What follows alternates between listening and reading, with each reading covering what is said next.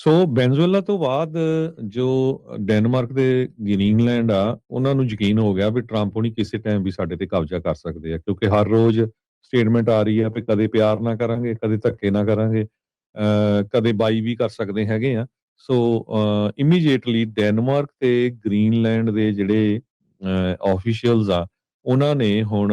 Rubio ਦੇ ਨਾਲ meeting ਰੱਖੀ ਹੈਗੀ ਆ। ਕਹਿੰਦੇ ਭਈ ਅਸੀਂ ਇਸ ਦੇ ਬਾਰੇ ਜਿਹੜੀ ਆ ਗੱਲਬਾਤ ਕਰਨੀ ਚਾਹੁੰਦੇ ਹੈਗੇ ਆ, ਕਿਉਂਕਿ ਟੈਨਸ਼ਨ ਕਾਫੀ ਤੇਜ਼ ਹੋ ਚੁੱਕੀਆਂ ਆ, ਜਿਹਦੇ ਵਿੱਚ ਵਾਈਟ ਹਾਊਸ ਨੇ ਤਾਂ ਇਹ ਕਹਿਤਾ ਸੀ ਵੀ US military is always a option. So Greenland NATO ਦਾ ਮੈਂਬਰ ਆ,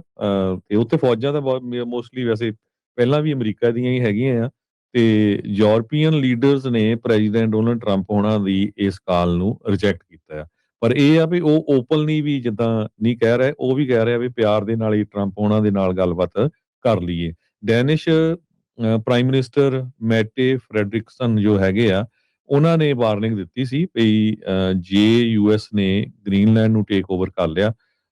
ਤੇ ਉਹ ਇੱਕ ਤਰ੍ਹਾਂ ਦੇ ਨਾਲ NATO military alliance the and ਹੋਊਗਾ। ਸੋ ਇਹ ਇੱਕ ਹੁਣ ਵੱਡਾ ਇਸ਼ੂ ਇਸ ਟਾਈਮ ਦੇ ਉੱਤੇ ਬਣਿਆ ਹੋਇਆ ਆ, ਤੇ ਯੂਰਪੀਅਨ ਯੂਨੀਅਨ ਦੇ ਜਿਹੜੇ ਮੁਲਕ ਹੈਗੇ ਆ ਲੀਡਰਸ ਜੋ ਆ ਉਹ ਰਿਐਕਟ ਤਾਂ ਕਰ ਰਹੇ ਆ ਵੈਨਜ਼ੂਏਲਾ ਦੀ ਰੇਡ ਦੇ ਉੱਤੇ, ਤੇ ਉਹਦਾ ਕੋਈ ਵਿਰੋਧ ਨਹੀਂ ਕਰ ਰਿਹਾ। ਈਵਨ ਜਿਹੜਾ ਅੱਜ ਟੈਂਕਰ ਵੀ ਜਿਹੜਾ ਇੱਕ ਤਰ੍ਹਾਂ ਦੇ ਨਾਲ ਆਪਣੇ ਕਬਜ਼ੇ 'ਚ ਲਿਆ ਅਮਰੀਕਾ ਵਾਲਿਆਂ ਨੇ, ਯੂਕੇ ਨੇ ਸਟੇਟਮੈਂਟ ਜਾਰੀ ਕੀਤੀ ਆ ਵੀ ਉਹ ਠੀਕ ਆ, ਵੀ ਵਧੀਆ ਕੀਤਾ ਆ ਵੀ ਇਹ ਜੋ ਉੱਥੋਂ ਸੈਂਕਸ਼ਨ ਲਾਈ ਹੋਈ ਤੇ ਜਿਹੜਾ ਆਇਲ ਆ ਉਹ ਜਾ ਰਿਹਾ ਸੀਗਾ ਵੈਨਜ਼ੂਏਲਾ ਨੂੰ, ਸੌਰੀ ਰਸ਼ੀਆ ਨੂੰ। ਸੋ ਯੂਕਰੇਨ ਦੇ ਜਿਹੜੇ ਪ੍ਰੈਜ਼ੀਡੈਂਟ ਆ ਉਹ ਵੀ ਕਹਿ ਰਿਹਾ ਵੀ ਜਿਸ ਤਰ੍ਹਾਂ ਰਸ਼ੀਆ ਨੇ ਮੇਰੇ ਤੇ ਕਰਤਾ ਕਬਜ਼ਾ, ਤੇ ਇਹ ਹੁਣ ਪਤਾ ਨਹੀਂ ਵੀ ਮੇਰੇ ਨਾਲ ਵੀ ਜਿਹੜਾ ਆ ਇਹ ਤੋਂ ਬਾਅਦ ਕੀ ਵਾਪਰਨਾ ਹੈਗਾ, ਕਿਉਂਕਿ ਇੱਕ ਤਰ੍ਹਾਂ ਦੇ ਨਾਲ ਉਹਨਾਂ ਨੂੰ ਵੀ ਹੁਣ ਮੌਕਾ ਮਿਲ ਜਾਊਗਾ ਤੇ ਦੇਖੋ ਜੀ, ਜੇ ਅਮਰੀਕਾ ਵਾਲੇ ਵੈਨਜ਼ੂਏਲਾ ਵਾਲੇ ਨੂੰ ਚੱਕ ਕੇ ਲਿਆ ਸਕਦੇ ਆ, ਗ੍ਰੀਨਲੈਂਡ ਤੇ ਕਬਜ਼ਾ ਕਰ ਸਕਦੇ ਆ, ਤੇ ਅਸੀਂ ਵੀ ਇੱਥੇ ਜਿਹੜਾ ਸਾਰਾ ਕੁਝ ਕਰ ਸਕਦੇ ਹੈਗੇ ਆ। ਪਰ ਜਿਹੜੀ ਇੱਕ ਮੁਜਤਬਾ ਰਹਿਮਾਨ ਹੈਗੇ ਆ ਮੈਨੇਜਿੰਗ ਡਾਇਰੈਕਟਰ ਆਫ ਯੂਰਪ, ਜੋ political risk consultancy Eurasia group ਦੇ ਹੈਗੇ ਆ, ਕਹਿੰਦੇ ਭਈ ਜੇ ਰਸ਼ੀਆ ਵਾਲੇ ਜਦੋਂ ਯੂਕਰੇਨ ਦੇ ਵਿੱਚ ਐਂਟਰ ਕੀਤੇ ਹੈਗੇ ਆ